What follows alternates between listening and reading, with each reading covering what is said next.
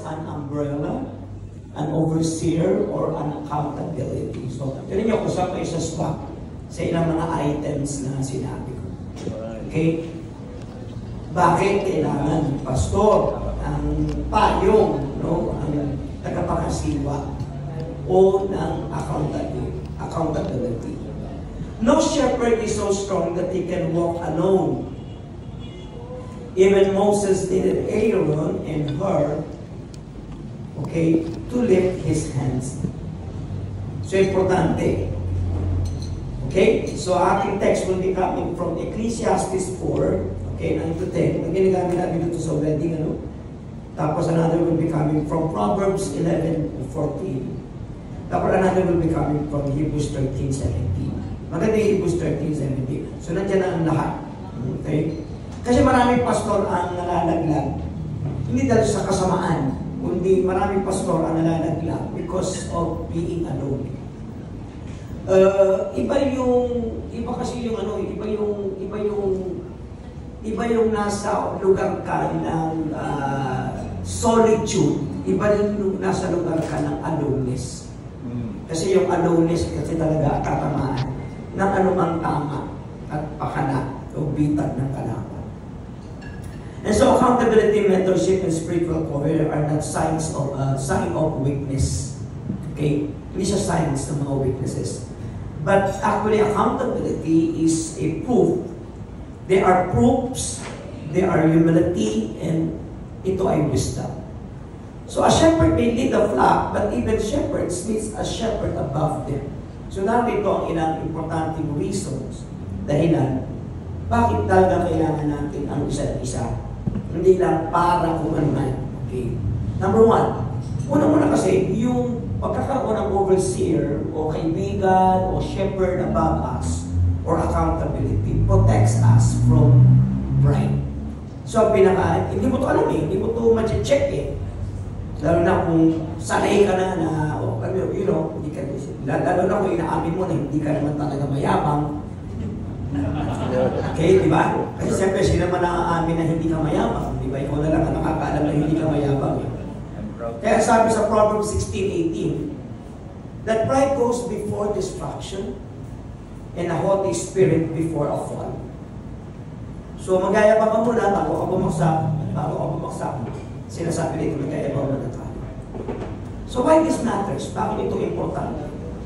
Bakit mahalaga ito? Unang-una kasi, power without accountability breeds arrogance. Pwede nag-start tayo very humble, very dependent tayo sa tao. But the moment na sasanay tayo na mag-isa, na walang tao nag-check sa atin at nagbabalansa sa atin, nanganganak ito ng tinatawag natin arrogance. Success can make a person believe that he is untouchable or above correction. Dahil na kung yung pagiging alone mo nag-lead o nag-led na maging maganda ang church. At minsan mahirap i-check ang sarili, lalo na kung may mga resulta ang ating ministry. Lalo na kung na-plant mo na yung iyong vision mission after ilang buwan, taon, ay umapekto, ang sasabihin mo, kasi yung humble ako kay Lord, kaya ako nag-bless. Yung pala, di mo alam na nakakanakan na ng arrogance. Kaya minsan, magugulat kayo na marami tayong mga failures in order ma-maintain natin yung tagumpay natin sa ating Panginoon. Next, many fallen leaders began with an attitude of, sinasabi nila lagi, I answer only to God. Only God can judge you. Ako yun. Kapag yun ang narinig na sa'yo, ayoko ka.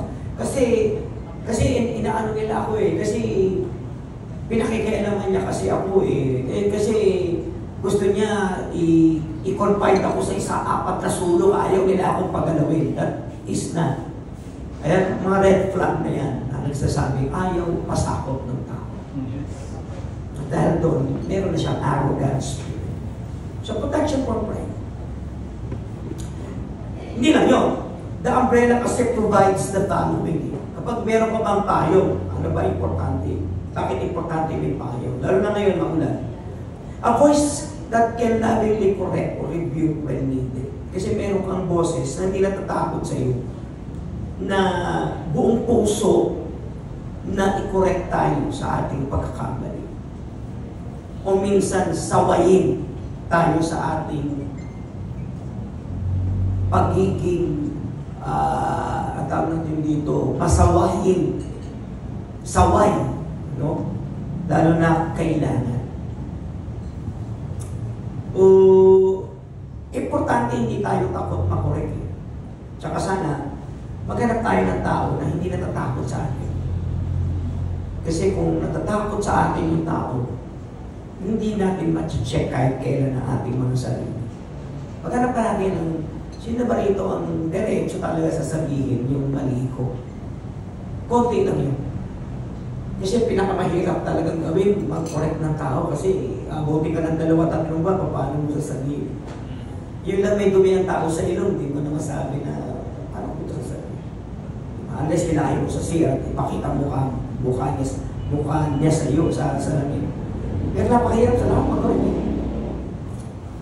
Kasi karamihan ng mga separation ng mga magkakaibigan ay kapag nagkakaroon na ng confrontation. And transformation can be transformation. Ang transformation ay nagaganap lang through confrontation. So kung walang confrontation, never expect na matatransform ang tao. Kasi ang tao, hindi maniniwala sa mali. Kaya kung may mga tao kayo na hindi natatakot sa atin, kailangan i-cherish mo yun eh. Tuwing Pasko, bigyan mo ng regalo yun eh. O, ba't mo ko binibigyan ng regalo? Eh kasi matapang ka magsabi ng mali. Liban sa asawa ko, isa ka sa pinakamatapang magsabi ng mali. Ako marami nagpasalamat sa akin. Hindi dahil sa mga naman, kundi nagpasalamat sila kasi sinabi ko yung mali. At marami. So avoid the level correct or review when needed. Number 2, a reminder that relationship is stewardship, not ownership. Lalo na if your officer tells you that you are not the owner, but you are just steward of the things entrusted to you by God. And I think that is the voice for them. Kaya nga 80% ng Bible is all about admonition. Alam niyo ba na ang Bible ay puno-puno ng discouragement kumpara sa encouragement? Yes. Kaya I don't like people who encourages me. Kasi flatterers sila eh. Kaya pag kinuha mo lahat ng composition ng scripture, it is more of a discouragement. The Bible loves to discourage people not to continue to sin. The Bible loves to discourage people not to continue in arrogance, in disobedience. So the Bible is a book of discouragement.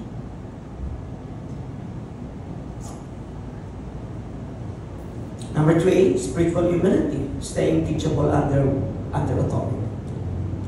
Now remember, yung mga binibigay sa ating tao na malakas ng loob, minsan i-correct tayo silently. Ay ang mga tao, boses ng Diyos sa atin. At hindi yun madali. Kasi napaka-risky mag-correct ng tao. Baka baka yun na yung huli mong pagkikita eh.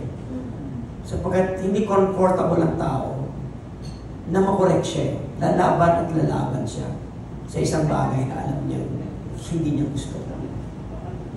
Kaya ako natutuwa ako kay Nathan. Si Nathan kasi ay hindi critic.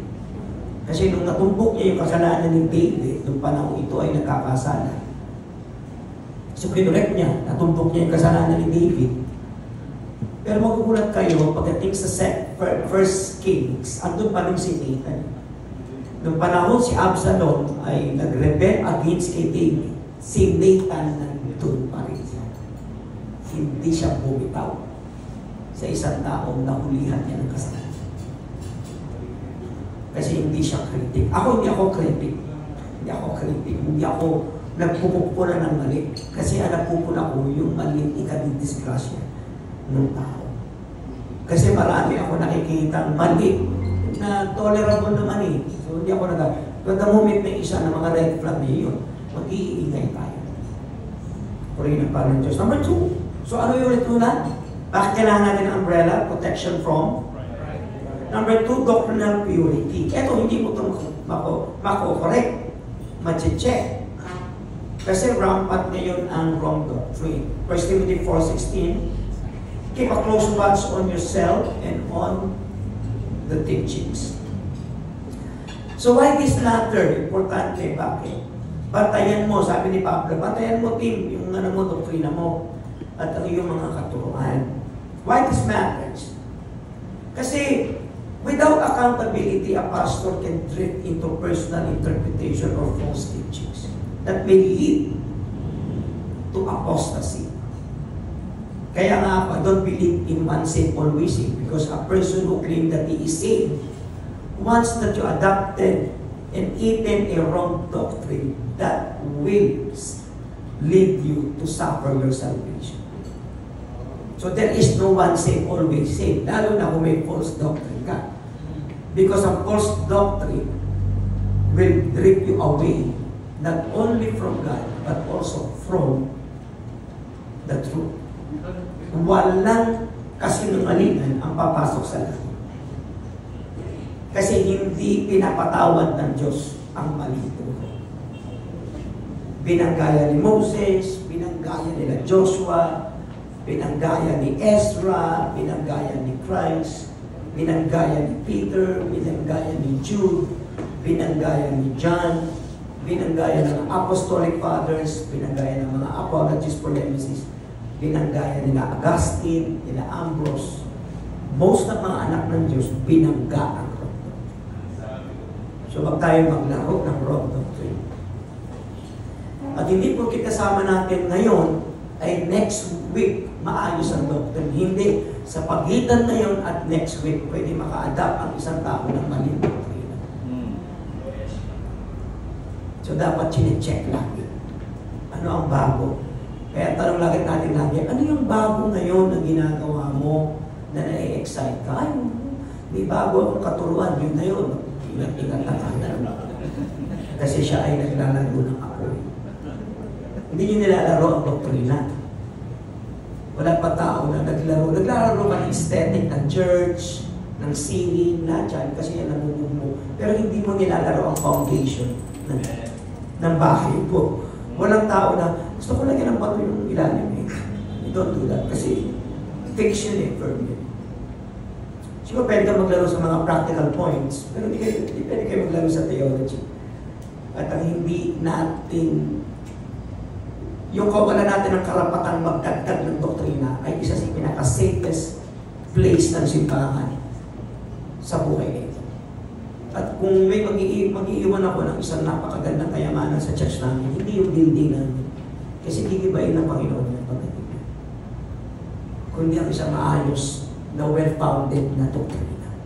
So yun lang maiiwan ko, maayos na doktrina. Amen? Kaya nga ayaw ko kayo papasukin sa church ko. Okay? Ay, joke lang. Okay? Kasi maraming Kristiyano at pastor naglalaro sa doktrina. At sa kanila pinaka-boring ang doktrina raw pag-usapan. Kung gano'n, hindi ka po yung matatanggap. So, huwag natin tanggapin. So, emotional preaching without guidance can turn into manipulation. We can easily use the scripture to manipulate people. And there are manipulative pastors, overseers, bishops. Dami. Pwede mo gamitin ang Bible para mag-stress ng point mo, but not necessarily point ng scripture. Kailangan natin makuha ang scripture, di ba, mula sa kanyang buong entirety. Tinuturo ba ito ng mga sumusunod? At karamihan ng mga wrong doctrine ay makukuha mo sa mga Pentecostal churches. At ngayon, hindi na Pentecostal, pati evangelical, reform, Presbyterian churches ay nai-engage sa mga maling doctrine. So, huwag natin kasanayan. Kailangan meron tayong barometer at perimeter fence kung saan lang tayo at andun ang safety na. Hindi, may bago akong revelation. May meron ako kaya, Bishop, may bago akong revelation. Dadagdag mo ba yan? Sa 66 books? No. Yung ipapaliwanag. Revelation o illumination? Hindi pareho lang yun eh. Hindi siya pareho ba? Kasi when you say revelation, magdadagdag ka ba ng sulat mula sa 66?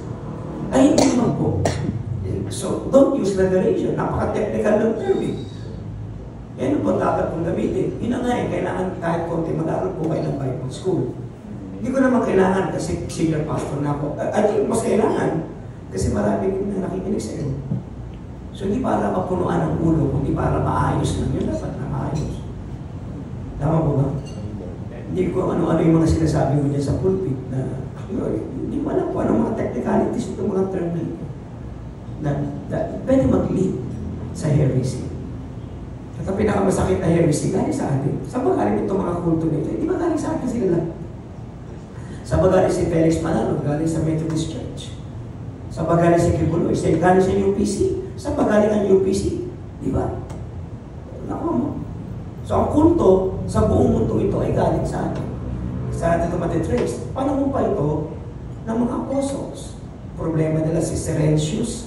Problema nila Docetism. Saan galing ang Docetism? Ano sa loob ng church?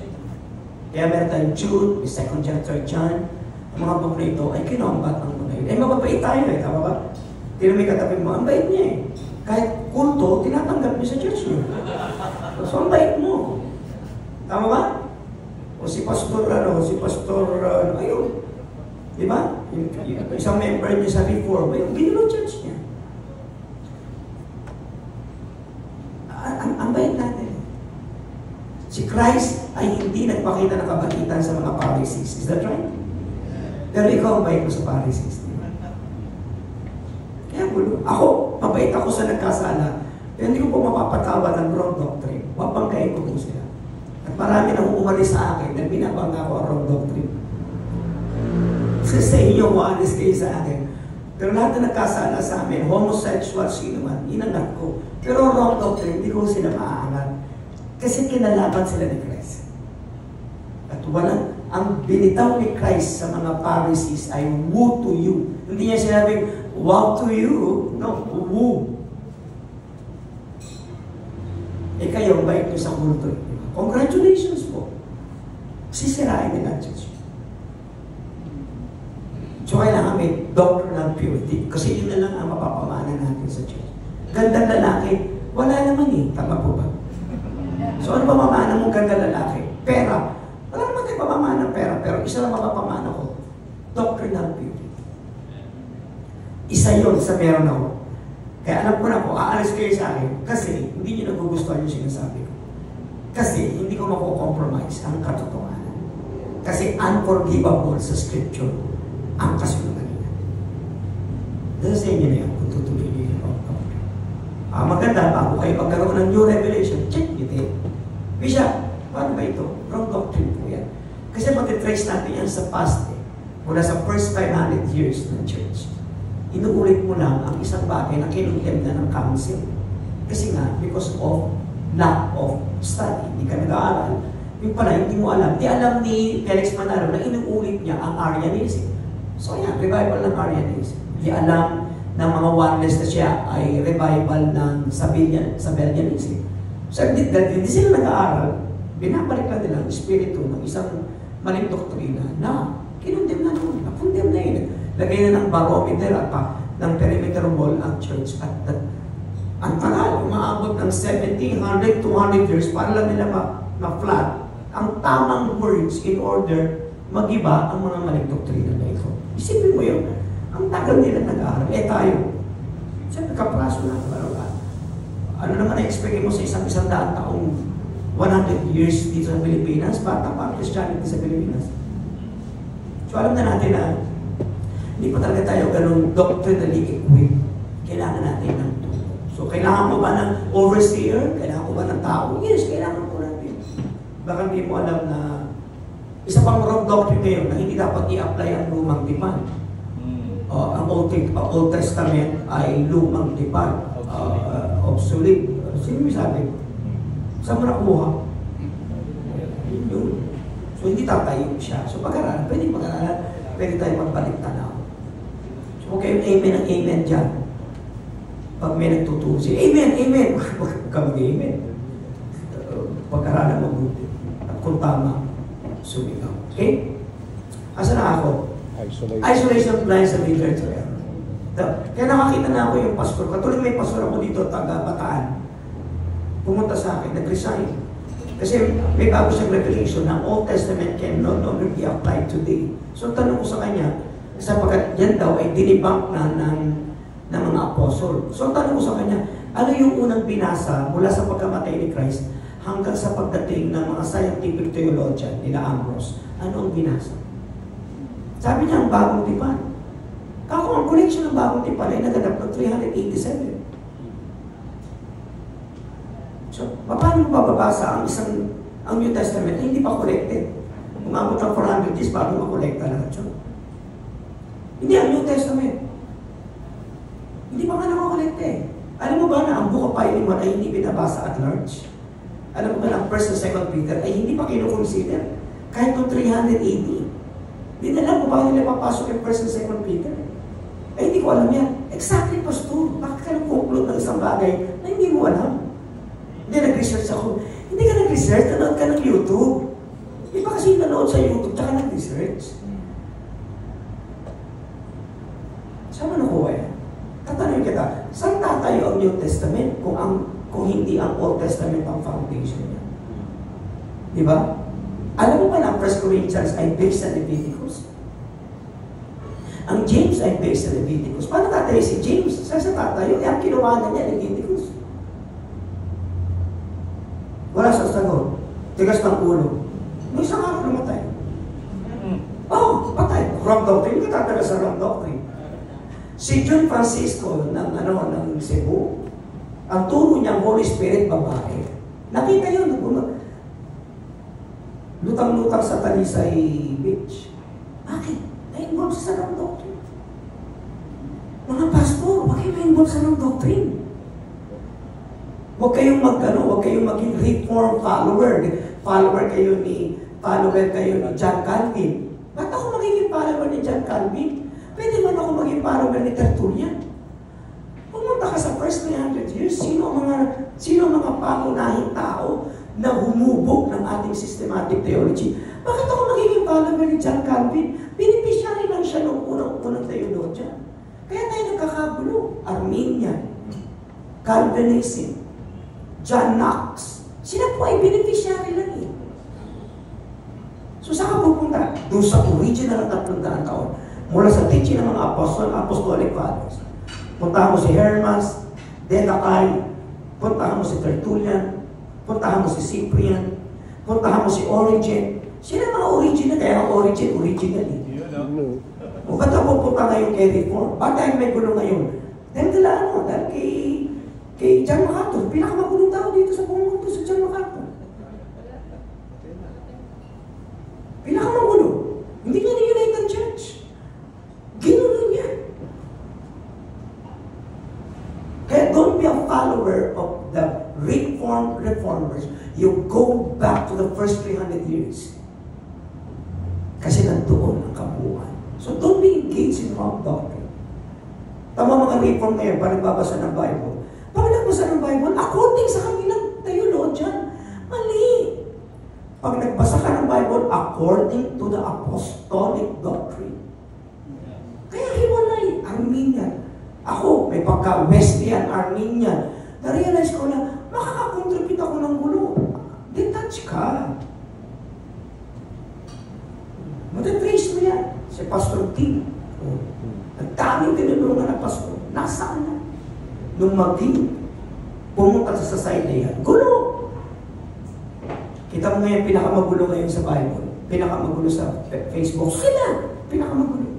Aatakihin ng mga babae, ng mga pastor, aatakihin ng speaking in tongues, aatakihin nila ang spiritual gifts, sila ay mga cessationist. Gulo! Si Satanas nag-a-update ng power, ang Christian. Wala ka power. Lagnat hindi mapagaling. Kasi bakit? Bakit? Na-convert tayo. Noong panahon ni Jimmy Swaggart, hindi nilampaso ni Jimmy Swaggart yan. Gulo tayo ngayon. Dapat ma-unite natin. Huwag tayo ma-engage sa mga unnecessary na mga doctrine. Patibayan natin. Kaya ang kulto, ang tibay ng kulto. Nakabili na ng property, naggawa na ng eskwelahan, naglagay na ng colleges. Kasi bakit? Hanggang ngayon pinagtatanong natin kung may speaking tongues o wala. Napaka-minor. Parang galit ako, no? Kaya Kaya ako, mapapamana ko lang sa inyo. Bisa pa paano maging leader? Hindi ako marunong yan. Kaya nung meron ka, doktrina, yun na lang pag-usapan natin, paano maaayos. Yun lang makakontribute ko. Ganda lalaki, wala. Kinuha na lahat ni John. Wala naman. The umbrella provides what? The umbrella provides guidance to ensure teaching remains faithful to Scripture. Binabalik ka sa Scripture. A check and balance system that guards against heresy. Pag may umbrella ka, chilit mo yung check and balance. Kamusta ka na? Ano na ngayon doktrina mo? Saka na ngayon nahukumani. Nagulat na ako sa mga pastor nag-i-enroll sa Korean. Ano yun natin? You have and you earn. Kaya mo na nag-i-enroll kasi daw libre. Akala mo ng pastor, libre ka pa rin. Kaligtasan, libre. Actually, hindi nga libre. Kaligtasan, may nagbayad eh. Kung sasabihin libre, saan mo nakuha yan? Wala na akong libre. Pagpagwapo ka, ang mahal. Sabi na kung hindi. Wise mentors who can help interpret difficult passages or issues. Kaya ako may pinagalitan ako na pastor. Saan mo nakuha yan? Alam mo ba kung saan yan? O, di sinabi namin, hindi naman ganun yan. Tama na. Yan, dali-dali matrace kung saan. Hindi nyo alam, naglipa ng teaching ng 7th day. Andiyan na. Inukopya natin. Preaching ng 7th day Adventist. Andiyan naglipa na ang teaching ng Jehovah's Witnesses. Andiyan naglipa na ang teaching ng Oneness. Hindi alam ng pastor na kinagire-re-echo teaching ng Oneness. Kasi nga, hindi niya alam. Pwede magtanong. Ang dali namin mag-trace yun. Madali. Sa akin kayo magtanong. Babalikan kita, dito yan. Pero nga nagpastor, nagtuturo, alam ko na kinapi niya eh. O, sinabi ko po sa niya nakuha. Win, saan nakuha to? Dito dati. O, alam namin. Kita na malukot, yan yung sako. Ingat tayo. Moral safeguard. Number 2, okay. So, ano ba? Bakit kailangan na maayos na doktrina? Moral safeguard. Watch, pray that you will not fall into temptation. Matthew 26:41. Ang temptation ay nagkagaling hindi lang sa mga bagay na perversion, sexual sin, kundi kasama sa temptation ang magagandang alluring wrong doctrine. Nakaka-allure siya eh, nakaka-attract. Kasi nakakatitilate. Titilating, ganda eh, ang cute eh. Yung pala, wala pa ng moral and doctrinal foundation. Patibayin natin yung ating kakayanan magsuri. Pwede yun. Isa yun sa mga pamanan niyo sa iyong simbahan. So why this matters? Kasi ministry pressure can lead to loneliness and vulnerability. Siyempre, pressured ka sa church. Lalo na kung may mga narcissist sa church niyo, di binubugbog ka niyan. Ngayon, kung binubugbog ka niyan, siyempre magiging malungkot ka, nagiging vulnerable ka. Pwede ka ngayon makuha ang attention mo sa mga maling doctrine ng YouTube hanggang sa natutukrinahan. Kaya marami tayong pastors sa panahon ng kasagsagan ng COVID, nakumaling sa wrong doctrine at ang iba'y pumanaw. Hindi natin gusto yun. Tanong ko tayo. Unchecked temptation, money, last power, destroy credibility.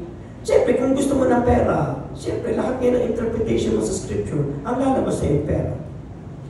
So magkakaroon ka na ngayon ng bias na interpretation ng scripture. Yun ang sovereignty. Anytime papaliwanag ng mga church eh. Sovereignty. Lagi ulit sa anyo ulit ni John Calvin. Saan ba nakuha ni John Calvin? Di ba nakuha niya kay Paul? So ba't ako pupunta kay John Calvin? Pwede mo siyang resources ang teachings niya. I'll go back to the original. Kasi na-trace ko yung original dito galing. Makakuha ko ng isang maayos na presentation ng sovereignty in line sa buong presentation ng scripture.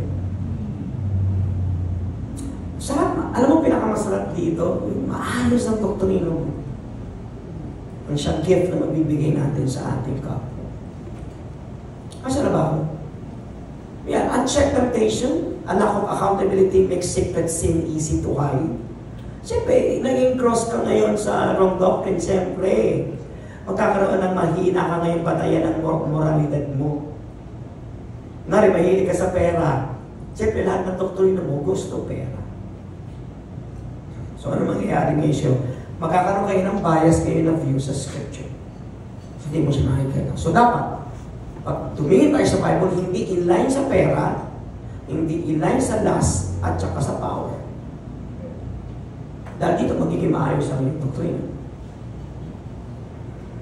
Katulad si Robert Morris, pinakbakan talaga siya. Kaya nga, anong ganda pa ng presentation niya tungkol sa pera, isa na rin siguro si Robert ang pinakamagaling. Sa mga trupak, may kilala akong pastora na talagang almost lahat ng doctrine ni Robert Morris, talagang kinopya niya lahat yun. Bagamat hindi nga lang niya quote, pwede naman i-quote, di ko na-copya mo eh. Okay pa, okay na yun. Pero yun pala, matitrace natin yung kanyang interpretation sa pera ay dahil din sa pagmamahal marami sa pera. Si Christ ay isa sa pinakamagaling magturo sa pera, pero never niya hinawakan ng pera. Galing. Next, Umbrella provides trusted mentors who ask honest personal questions. Kung ikaw ay willing magpa-umbrella sa sino man na maaasahan mo at mapapanindigan nila ang katotohanan, pwede sila pagkatiwalaan. At lalo kung nagmumug nila ang iyong honesty. Okay? Next, prayer support, moral encouragement. Nabibigyan ka ng suporta o maliliit kahit ng mga nugget na information na kailangan mo sa iyong buhay. Na minsan pa narinig ng ating Diyos ay nakakatuwa sapagkat alam nila nag-aaral ka. Malaki yun. Parang nag-iba si Pastor na marami siyang input. Definitely nakuha mo yun sa mentor. O moral encouragement. Nagiging secured sila sa iyo kasi nagpapakita ka na trusted ka. Nagpapakita ka ng nag-aaral ka at higit sa lahat nakakakita sila ng mataas na faith o pagtitiwala mo sa Diyos. Which, nakukontaminate sila o not contaminate, nakahawa sila. Restoration ni pastor stumbles before damage spreads. So kung sakaling medyo luminipis ang moralidad mo ay bibigyan ka agad ng rescue. And so para hindi na ulit kumana ang kapahamakan sa church. So importante. Ulitin ko ulit, kung isa tayo pamamana sa church, ay isang maayos na doktrina.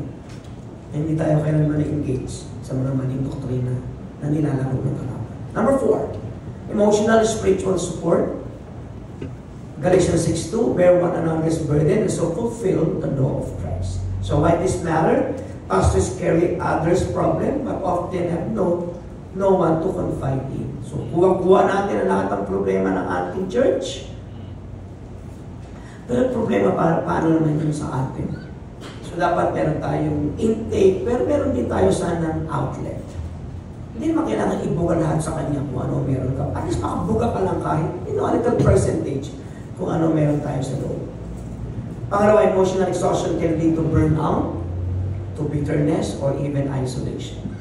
Kapag tayo emotionally exhausted sa church, sa dami na binabangga natin issue, pera, leadership, bayarin, naku, ang dami-dami yan. Kung wala, kaya ko yan.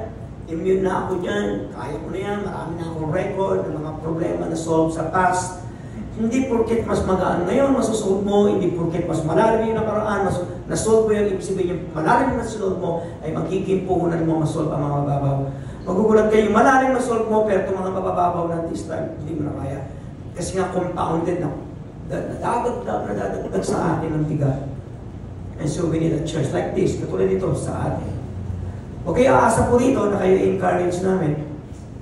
Kasi dami na ako nag-encourage sa inyo. Trabaho namin dito magbigay ng warning. Kasi hindi na ako kayo makakarinig ng warning ngayon. Lalo, mababait na ho na. Ang problema po natin, ang dami na ho mababait na pastor. Nalalaglag na ho kayo sa kasalanan, wala pa ho silang sinasabi. So dito po sa atin, hindi po magbibigay kami ng warning in order pag uwi nyo matibay po kayo. At kung kaya nyo tapatan ako at kaya nyo kami harapin, ibig sabihin, maharap din nyo po ang kalaban. At sabihin nyo sa kalaban, si Bisang Maali nga, sakit magsalita, nakayanan ko, ikaw pa. Patibayan tayo ng puso. At makakaasa kayo sa HM at hindi po namin kayo populahin. Pero makakaasa po kayo na hindi namin kayo umusgahan. Kasi tutulungan po namin kayo. Amen? Tsaka huwag nyo kami yabangan ng maganda ng church. Alam namin may struggles kayo. Fasad lang yan. At I ako makatulong kami at sa maliliit ng inyong mga struggles. At kami rin makakuha ng tulong at makasulisit mula sa inyo. Are you okay?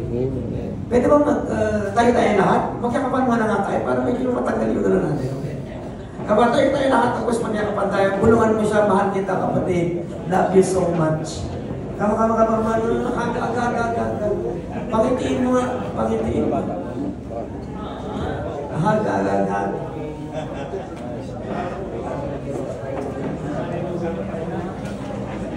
Bayis na doktrina.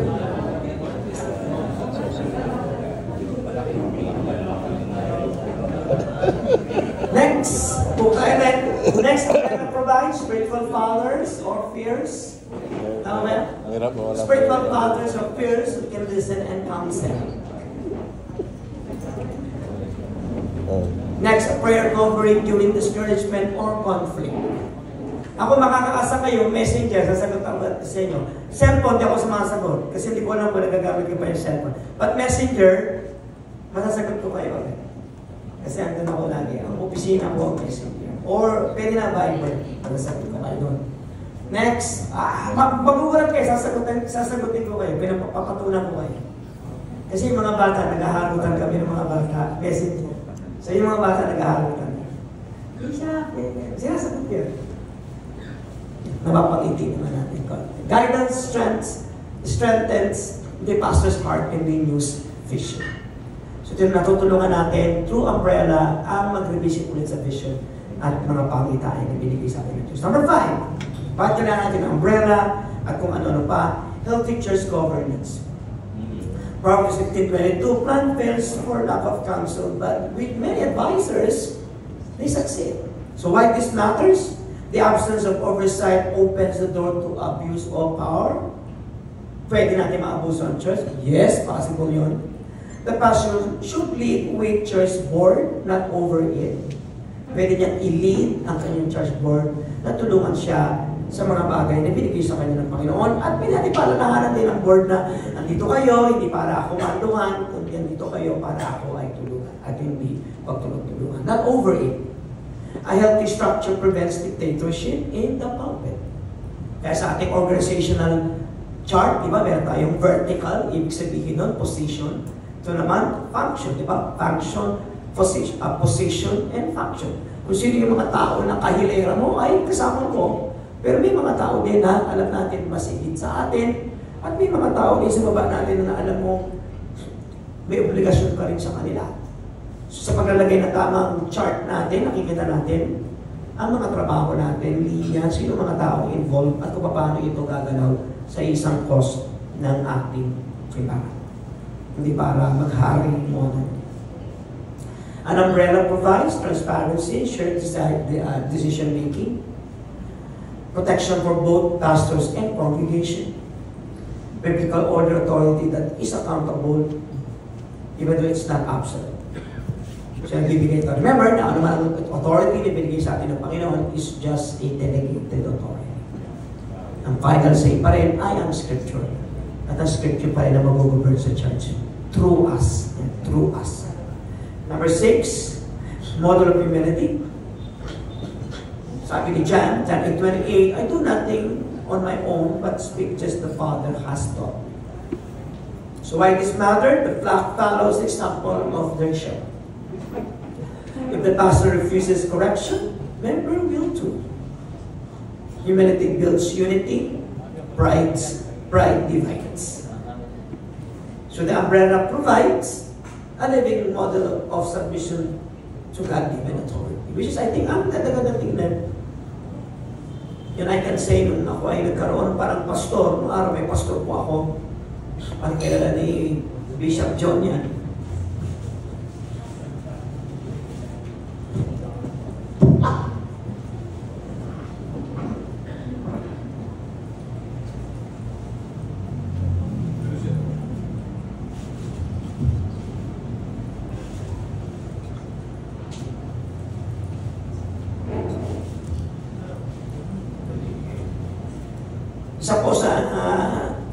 Isa po sa kwento ko po sa inyo, yung pastor ko po, 7 taon na kami nagsama. Pero yung pastor ko po ay minahal ko hanggang ngayon.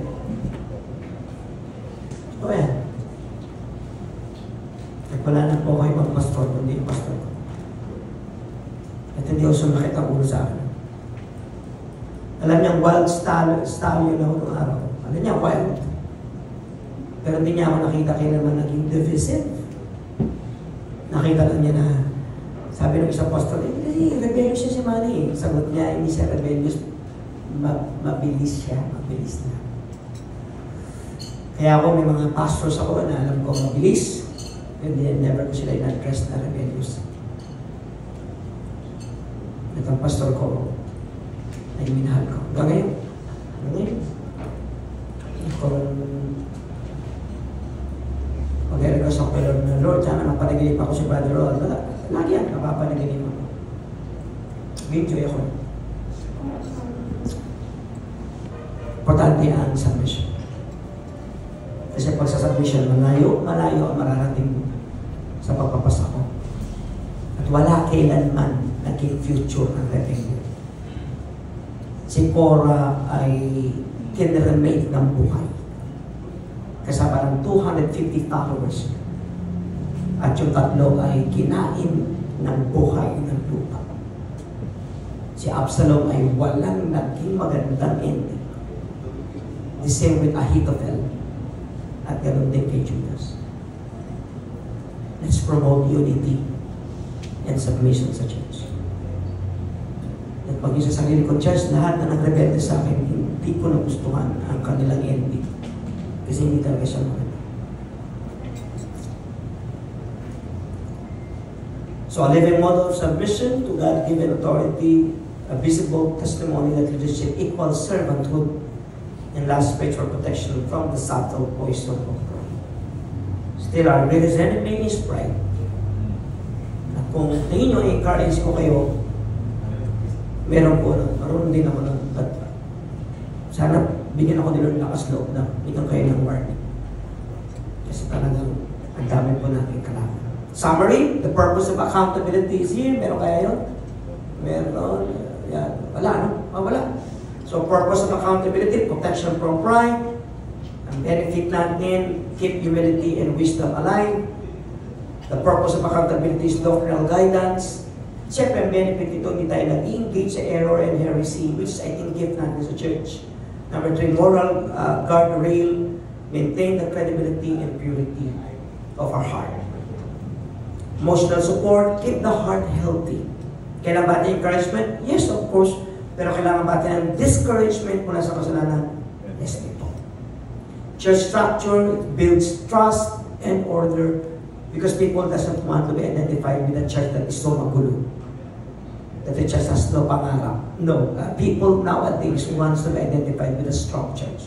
With a strong church, it means a church na may pangarap ang church na magkaroon ang pastors na isang maayos na lugar, isang maayos na pamunuan, isang maayos na programa, isang maayos na pamilya, at isang maayos na pagkakaibigan. Ang mga ito ay mga pangunahin o social need ng tao na dapat niya makita sa mga simbahan. Ang ating kailangan ay isang maayos na church. Pero at least sa lahat ang kailangan natin ay isang pastor na mahal ang church. So kung makakita kayo ng pastor na lahat ng church mahal niya, hindi po totoo yun. Kailangan ng pastor makita natin, meron ba sa church? Maayos ba? Na pag sinilip ko ay maayos. Huwag na malaki. Huwag na rin mayaman. Basta pag sinilip ko yung church ng pastor ay, maayos ba? Ay, maayos. Okay ba sila mag-asawa? Ay, maayos. Mahal niya yung asawa niya. Kamusta mga anak? Ang mga ito ay pangunahin na importante makita natin. At lagi ang isang maayos na church ay may maayos na pastor. At ang maayos na pastor ay lagi may maayos na namumuno, mga tao na nagkakalapit sa kanila at nagsasabi, tama ka. At mga tao na nagsasabi, hindi na yan tama. So a pastor without an umbrella is like a soldier without armor, strong for a moment, but unprotected in the long run. Accountability doesn't weaken your anointing. It preserves you. Kaya pag tanong na, Lisa, bakit ka nakatagal ng 43 years? Meron akong pastor na nagpasakupan, pinagpasakupan. At nagpasakop ako sa kanya kung panahong hindi nagustuhan ang ugali niya ng marami. Kung inabutan niyo yung pastor ko, sisikawan kayo. At marami pong hindi yun na kaya. Siniraan nila yung pastor. Ako po, nagustuhan ko po yun.